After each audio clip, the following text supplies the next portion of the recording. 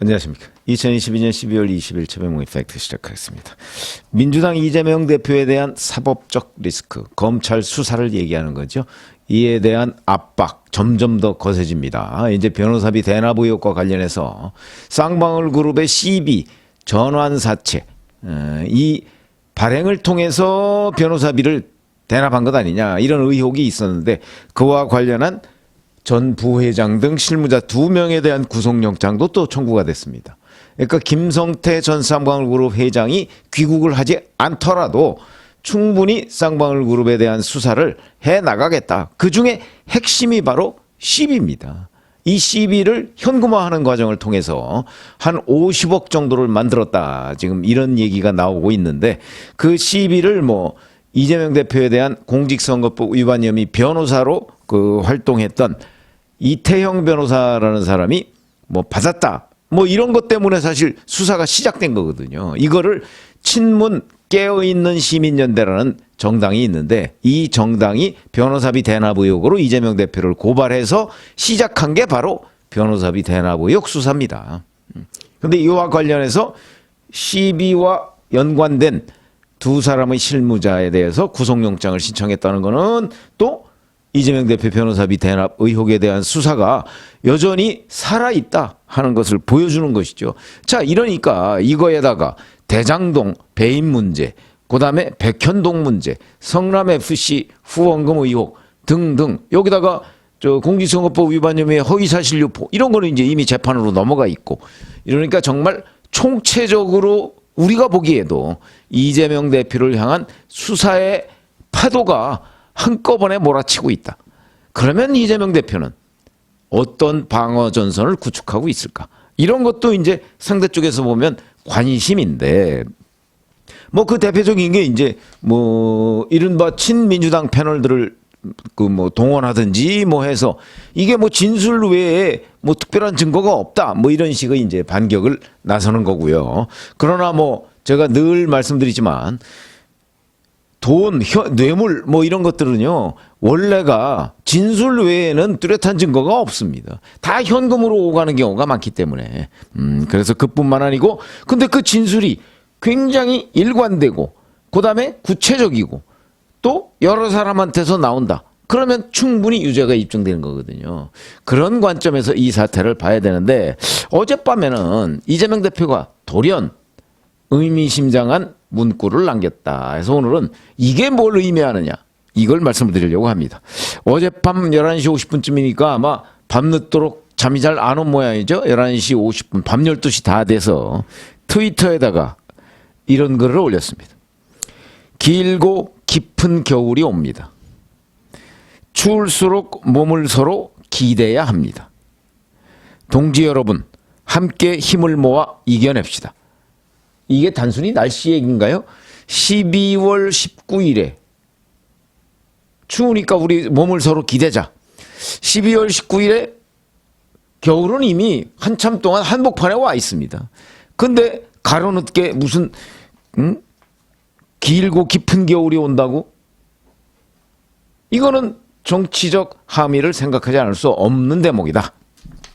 그런데 20일 새벽 오늘이죠, 오늘 새벽 0시 20분쯤에 이때까지 또 잠을 안 잔 모양인데 팬카페 제명인의 마을이 있죠. 거기에다가도 또 비슷한 얘기를 올렸습니다.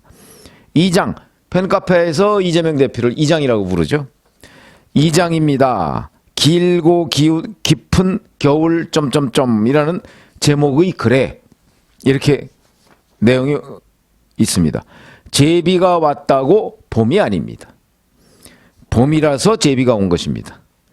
길고 깊은 겨울이 시작되지만 시작이 있으면 끝이 있습니다. 또 이렇게 얘기했습니다.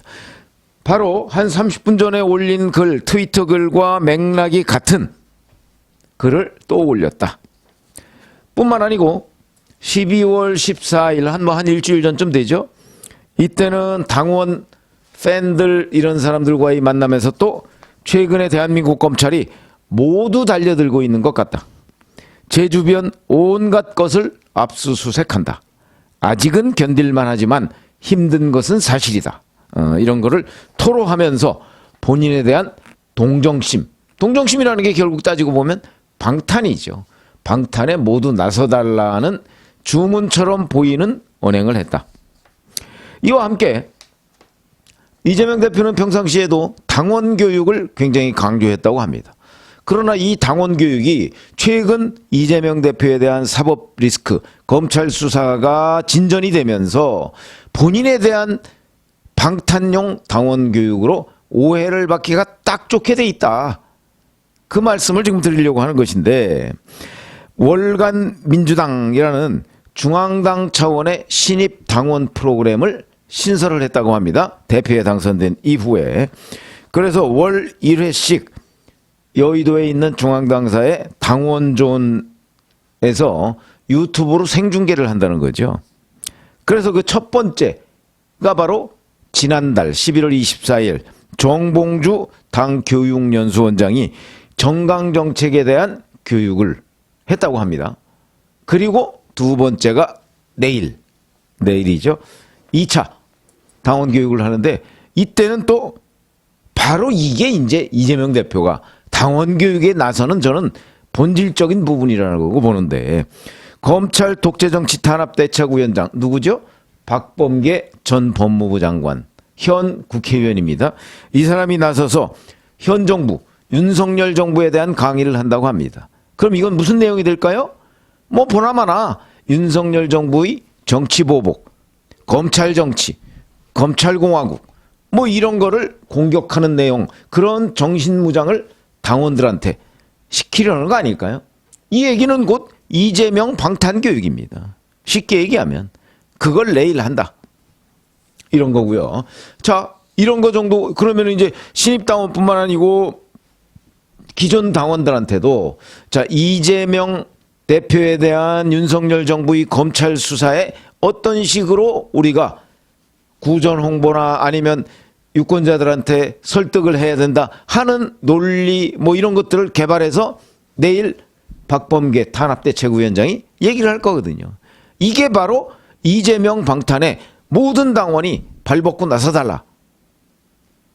그걸로 지금 당원 교육존이 활용이 되고 있는 겁니다. 자, 그런데 여기에 그치는 게 아니고 내년에는, 내년 계획까지 벌써 세워놨더군요. 이재명 대표 또는 당내에서 인지도가 높은 정치인이 전국을 순회한다고 합니다. 그러면서 당원 교육의 교과서 뭐 이런 것도 이제 개정을 하겠다 뭐 이런 얘기도 좀 내놓고 있고, 그러면 이게 평소에 당원 교육을 강조해온 이재명 대표의 철학적 반영의 소산이냐? 뭐 그것도 없다고 할 수는 없겠죠. 그러나 기본적으로는 이재명 대표에 대한 방탄에 함께 나서달라. 이재명과 그다음에 민주당을 일체화시키는 작업 중에 하나다. 저는 이렇게 보거든요. 뿐만 아니고 내년 후년에 총선이 있습니다. 자, 이 총선을 위한 사전 준비 작업 뭐 이런 걸로도 충분히 해석이 될 수 있죠. 그러면서 당원 교육을 통해서 내부 결속을 다지겠다 뭐 이런 건데, 기본적으로 어젯밤과 오늘 새벽에 이재명 대표가 올린 내용은 기본적으로는 길고 깊은 겨울 우는, 그 다음에 추울수록 몸을 기대야 뭐 이런 것들은 본인에 대한 검찰 수사를 염두에 둔 발언이다. 그러니까 이재명 방탄에 모든 당원이 나서달라, 이런 얘기가 되는 것이고, 기댄다는 게 그거죠. 지금 민주당에서 가장 추운 사람은 이재명 대표 아닙니까? 거기에 당원들이 전부 나서달라.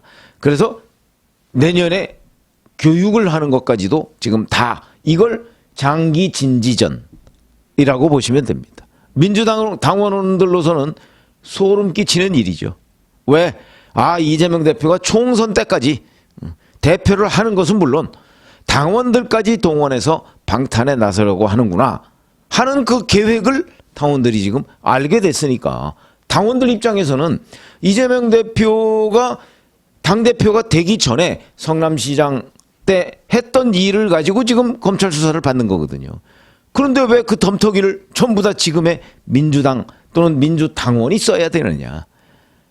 이런 것 때문에 지금 5선의 이상민 의원이나 서른 의원이나 뭐 많은 여러 그 비명계 의원들은 대표직을 내려놔라. 당이 이재명 대표의 사법 리스크 때문에 피해를 받는 일을 막아야 한다. 당과 이재명의 그 범죄 혐의, 이거는 분리돼야 한다. 왜냐하면 이재명 대표가 당원으로서 또는 대표로서 저지른 일이라면 민주당이 당연히 총력 방어에 나서야 되겠지만, 지금 검찰 수사를 받고 있는 대목은 그게 아니고 대표가 되기 전에 자기 개인 비리란 말이죠. 개인 비리로 수사를 받는 것까지 지금의 민주당이라는 정당이 모두 나서서 방어하는 것은, 이거는 민주당이 죽는 길이다. 이런 얘기를 이상민 의원, 서른 의원 등 비명계가 계속 하고 있는데, 사실 뭐 그게 다수는 아닙니다. 민주당 사람들 중에서.